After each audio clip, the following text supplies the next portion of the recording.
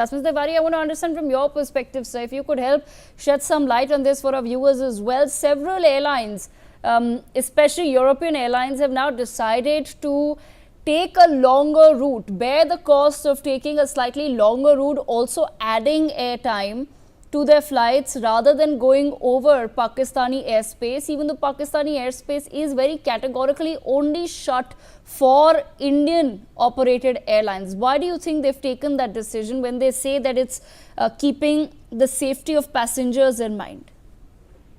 देखिए, इशू ये है कि इस समय पाकिस्तान की सिचुएशन इज वेरी डेंजरस और आप समझ सकते हैं। आपका फरवरी 2019 के बाद से ही जब से बालाकोट स्ट्राइक हुई थी उसके बाद से ही पाकिस्तान के एयर स्पेस को अवॉइड करना शुरू कर दिया था तमाम इंटरनेशनल फ्लाइट्स में। टोटली इसको ब्लैकआउट तो नहीं किया गया था बट अवॉइड करना शुरू कर दिया गया था और उसी की वजह से आप देखेंगे कि since Balakot air strike $100 million का नुकसान हुआ था इन तमाम अथॉरिटीज को, पाकिस्तान की सिविल एविएशन अथॉरिटीज को।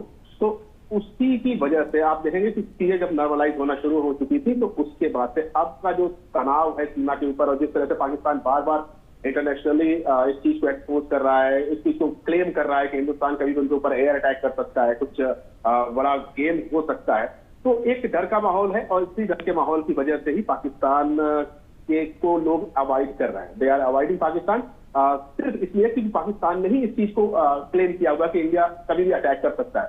तो एविएशन अथॉरिटीज को नुकसान है, no doubt. Aviation authorities longer route को चूज कर रही हैं, बहुत सारी चीजें हैं, बट पाकिस्तान इसमें इस अपने गेम में खुद ही फंसता लग रहा है मुझे।